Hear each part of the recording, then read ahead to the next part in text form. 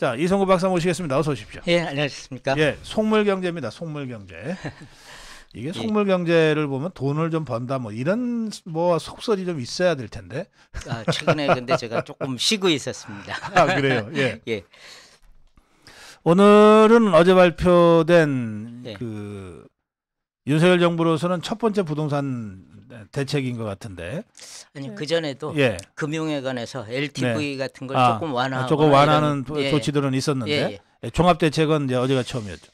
예, 예. 자, 부동산 정책. 이제 윤석열 정부의 부동산 정책이 이제 얼개가 다 나온 거죠. 좀 쭉 한번 해설 좀 그건 해주세요. 좀 오해입니다. 예. 그러니까 국토부가 발표한 대통령 업무 보고에 나온 부동산 정책이거든요. 예, 지금 예. 이제 신문에서 보도되는 네네. 거가. 왜 그러냐면 국토부가 갖고 있는 정책 수단이라는 거는 굉장히 네. 제한되어 있습니다. 네. 실제적으로 보면 주택의 건설 공급이라든가 혹은 투기 과열지구 내지는 조정 대상 지역의 지정 네. 이런 정도고 음. 실제 중요한 금융정책은 금융위원회 내지 기재부 네. 그리고 가장 중요한 세제 전적으로 기재부하고 국세청소관이거든요. 예. 그러니까 이번에 나온 거는 정말로 극히 일부 제가 보기에는 이렇게 뭐 빙산의 일각이라고 그러면 그 일각에도 조금 못 미치는 정도의 가장 중요한 부분이 이제 그 시장하고 관련해서는 투기지구 내지는 네. 그 조정 대상 지역을 축소했다는 겁니다. 지금 저 강남 상구하고 용산만 남기고 빼고는 다 이제 투기지구 해제를 했죠. 네. 그게 어떤 의미가 있습니까? 그거가 갖는 의미는 예. 이 지금까지 여러 가지 금융 규제했던 거예요. 소위 예. LTV가 뭐 너무 복잡한데 뭐 네. 1가구 1주택자는 몇 프로까지 2주택을 구입하는 거는 아예 안 해주겠다. 예. 15억이 넘는 거는 대출 안 해준다. 네. 이렇게 아주 복잡한 얼개를 갖고 있었던 거를 사실은 이미 지난 10월 달에 50%로 통일하면서 LTV 규제를 완화했었죠. 네. 그런데 그 LTV 규제 대상이 되는 게 바로 투기 투기 과열지구 지역. 내지는 조정 대상 지역인데 그거를 강남 3구하고 용산에 한정하고 나머지는 이제 금융 규제는 안 한다는 거죠. 그러면 네. 강남 상구와 용산을 빼놓고는 대한민국 어디에서든 네. 부동산을 구입할 때 네. LTV나 이 거기에 제한 없이 그건 융자를 이제 받을 수 은행이 있다. 알아서 그러니까 대출을 받을 수 있다 이런 뜻이죠. 그러니까 예. 사실 저는 물론 이제 신용이나 이런 걸 가지고서 은행은 자기 기준을 평가하겠죠. 갖고 하겠지만, 예. 예, 근데 이제 이 비정상이 거의 우리가 그냥 노멀로 생각하는 건데 법적 근거도 없어요. 예, 원래 그런 거는 왜 그러냐면 은행은 기업이거든요. 예. 기업의 영업 활동에 대해서 너 누구한테는 물건 팔고 누구한테는 팔지 마 하고 정부가 규제한 건데 네. 법적 근거가 하나도 없어요. 아니, 그러니까 예. 이제 앞으로는 집을 살 때 자기 신용이나 예. 뭔가 이 상환할 능력만 그 은행에다가 입증을 하면 예. 뭐 집값의 80%건 90%건 그렇죠. 대출받을 예. 수 있게 된다. 그렇게 예. 해줄지는 모르지만 은행이. 그렇죠. 예. 예. 다만 강남 3구하고 용산은 계속 예. 제외하고 있는데 예. 너무 아쉬운 거는 네. 바로 이런 규제의 틀을 계속 유지하고 있는 거죠. 그 줄이긴 강남 했지만. 상구하고 용산은 왜 그 제외된 거예요? 저는 이게 그게 이제 투기 과열지구라고? 정책 그 담당자들의 신중함, 좀 네. 나쁘게 얘기하면은 책임지기 싫어하는 모습입니다. 만약 이거 풀었다가 여기서 조금 오르는 것처럼 되면은 내가 욕 먹겠지. 그러면 나중에 가서 그게 올바른 게 밝혀졌다 하더라도 책임질 걸 이런 게. 이성구 박사 생각에는 강남 상구나 용산까지 풀어도 전혀 문제 없다. 그렇죠. 그러니까 저는 이 LTV라는 규제 자체가 위법하다 그런 겁니다. 알겠습니다.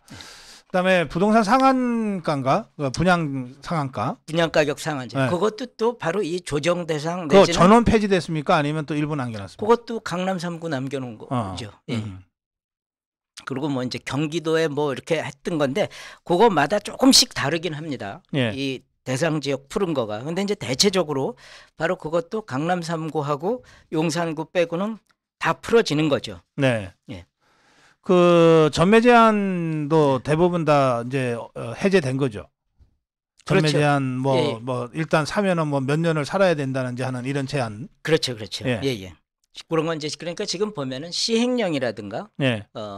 이제 지구 지정은 국토부 장관이 그 주거정책 심의회의를 거쳐가지고 고시하면은 네. 그냥 풀리니까 이미 풀렸죠. 다만 이제 시행령을 개정하는 거는 절차에 따라서 진행돼야 되니까 1월 초 네.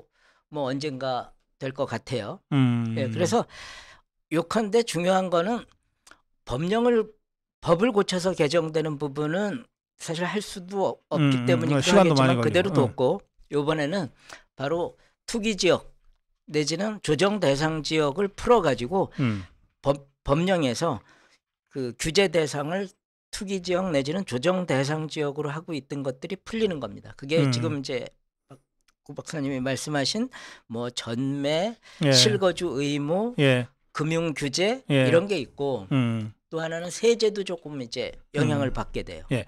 그러면 이번에 발표된 이런 부동산 대책, 법을 고칠 수는 없으니까 법을 고치지 않는 범위 내에서 시행령이나 또는 정책적 조정을 통해서 할 수 있는 거는 거의 대부분 이번에 국토부가 한 것 같은데, 그렇죠. 이 정책이 노리는 효과는 어떤 겁니까?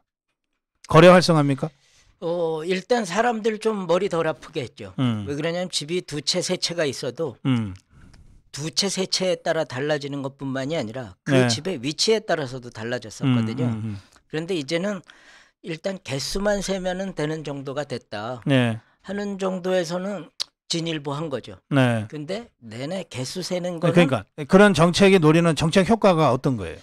역시 지금 이제 시장이 얼어붙고 있고 거래가 잘 안 되니까 이걸 통해 가지고 저 강남 3구하고 용산구 정도 외에는 이 1가구 2주택, 3주택에 따른 거래의 그 불이익을 조금 적게 해줘서 활성화하자. 근데 거래 활성화. 근데 실은 효과가 굉장히 제한적인 거는 첫 번째로 LTV 규제가 거의 좀 의미가 없게 된 게 요새 집을 돈을 꿔서 살 사람은 거의 없어요. 사더라도 극히 일부만 하긴 받겠죠. 뭐 이자가 계속 올라가는 상황에서는 지금 신규 주담대 대출을 받는다 그러면은 연 6% 가까이 되죠. 그렇죠. 근데 연 6%로 살 사람은 거의 없기 때문에 실제적으로 금융 규제 완화의 효과는 아주 적고 그리고 세제에 있어서도 강남 3구가 아니라도 2주택, 3주택이 되면은 이게 세금이 아니라 벌금이거든요. 그렇기 때문에 이거 풀어줬다고 그래가지고 다주택 살 사람도 없습니다. 왜냐하면 다주택자들은 대부분 투자 목적으로 사는 거잖아요. 근데 투자가 목적으로 한다는 건 수익성이 있어야 되는 그러면 건데 지금 우리 이 박사님 분석으로는 별로 정책 효과는 별로 없을 거다. 근데 있어요. 그럼 어떤 게 있냐고요? 바로 뭐냐면 어나운스먼트, 발표, 공표 효과입니다. 이건 뭐냐면은 이제 보니까 적어도 이 정부가 우리를 더 괴롭히지는 않을 것 같다 하는 거에 대한 보증을 해준 셈이에요. 효과는 거의 없지만 어쨌든 우리가 새로 더 나쁜 거를 만들지는 않을게. 근데 아쉬운 거는 이게 사실 기껏해야 2020년 수준으로 간 겁니다. 뭘 크게 더 나아지게 한 거는 없어요. 왜 그러냐? 2020년이요? 2017년으로 돌아간 게 아니고? 17년으로 물론 규제 지역이나 이런 거에서는 2017년으로 돌아갔는데 왜 그러냐면 그동안에 조정 지역이라든가 이런 게 아니래도 엄청나게 많은 페널티들을 줘놨기 때문에 이거 푼다고 그래가지고 그럼 전체적으로 정말 부담이 줄어드냐? 아니라는 거죠. 왜 그러냐면 조정 지역이나 투기 과열 지구가 아니라 하더라도 부담이 너무 늘어나 있어요. 그래요. 알겠습니다. 자, 직접적인 효과를 크게 기대할 수는 없다. 법을 고치거나 이럴 수 없는 상황에서 정부가 할 수 있는 조치들이기 때문에 직접적인 효과는 크게 기대할 수 없으나 그러나 적어도 문재인 좌파 정권 5년 동안 부동산을 죄악시하고 부동산 투자를 투기로 몰아서 징벌적으로 처리했던 그런 정책은 이제 더 이상 안 한다. 라고 하는 의미의 선언적 효과는 있다. 그럼 이것은 중장기적으로 우리 부동산 시장의 정상화에 어쨌든 긍정적인 영향을 미칠 것이다. 이제 이렇게 이제 전망하셨습니다. 자, 나오신 김에 그 물가 얘기 잠깐만 더 좀 해주시죠. 제가 아까 오프닝 하면서 이게 뭐 짜장면값, 김밥값 뭐 이렇게 한 10%, 11% 다들 올랐더라고요. 작년 1년 동안에 올랐어요. 그렇죠. 올해도 떨어질 가능성은 별로 없잖아요. 더 오르겠죠.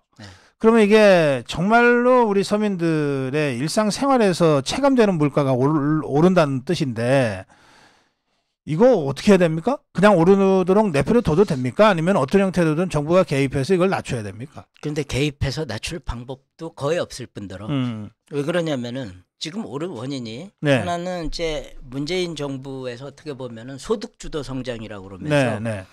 이 최저임금제라든가 근로시간 제한이라든가 이런 걸 많이 하니까 인건비가 오른 거예요. 노동 비용이 많이 올랐어요. 근데 이제 그런 이 지금 하는 서비스업에서 노동 비용이 차지하는 거가 한 35% 정도가 됩니다. 아하. 그런데 그게 한 10 내지 20% 올랐다 그러면 5 내지 6% 오른 거죠. 그러네요. 예. 그리고 또 하나는 어쨌든 국제 원자재 파동 이러면서 밀가루 뭐 각종 식료품 원자재 가격이 10% 이상 올랐어요. 네. 그러면 결국은 지금 10%쯤을 설명하게 됩니다. 근데 그거를 억지로 왜 그러냐면은 이 음식 서비스 업종은 원래 규제가 많던 업종이 아니기 때문에 지금 규제를 풀어가지고 경쟁을 촉진시키는 방안도 없고 또 하나는 옛날에 박원순 시장이 뭐 그런 음식값이 비싸다 그러면서 반값 식당을 하겠다고 했을 때 제가 코웃음을 친 거가 그랬을 때 피해자가 누구냐라는 거예요. 아니 반값 식당 하려면은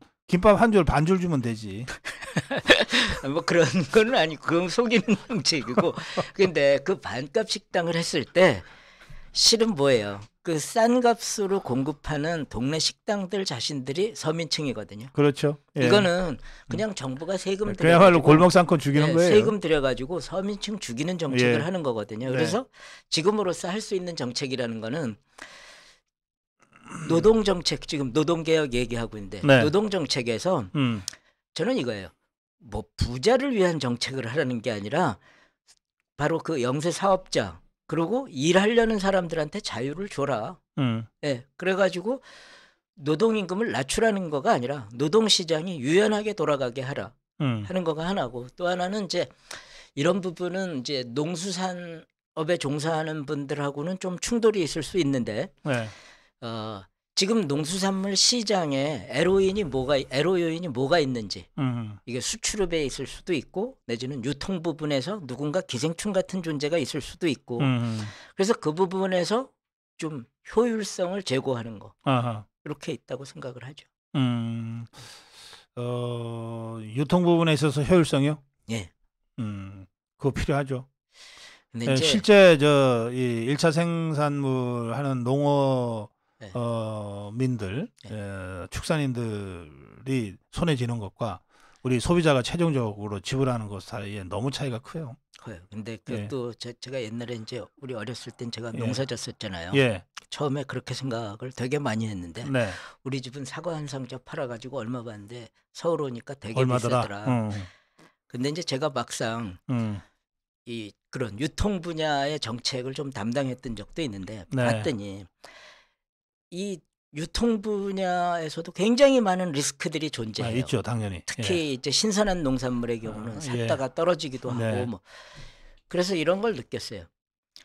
지금 현재 시스템 아래서는 두세 배 차이 나는 거가 자연스럽다. 꼭 이상한 것도 아니다. 그럼 뭘 계산해 줘야 되냐면은 이 신선한 농수산물에 관한 유통 정보를 소비자가 아주 알기 쉽게 해주고 또 공급자들도 그걸 알기 쉽게 해주고 그러니까 지금 이제 농수산부에서 올해 업무 보고로 온라인 농수산물 거래소를 만들겠다고 했어요. 대단히 좋은 발상인데 저는 걱정되는 것도 하나 있습니다. 공무원이 이거 하면은요 꼭 규제를 만들어내려고 해요. 누구는 못한다 어쩐다 이러면서. 우리가 그런 거 해결하려고 아미고 장터하고 있어요. 그래서 바로 이 굉장히 좋은 발상이지만 제발 기존에 하는 사람들을 다리 걸어가지고 하는 정책은 하지 말아달라. 알겠습니다. 지금 한 10%의 그 물가 인상은 어쨌든 그 이유가 있는 거고 이걸 인위적으로 끌어내리려고 하다 보면 오히려 서민들한테 피해가 돌아올 수 있다. 그렇죠. 그래서 노동시장 개혁하고 그걸 신속하게 하라는 거죠. 이것도 뭐 너무 신중함에 지금 전부 사람들이 발목 잡혀 있는데 하고 그다음에 농수산물 유통 분야의 효율성을 제고하는 거. 알겠습니다. 자, 오늘 우리 이성구 박사 이 부동산 정책 좀 긴급 진단을 하기 위해서 모셨는데 이성구 박사의 대담은 여기까지 하겠습니다. 말씀 잘 들었습니다. 고맙습니다. 예.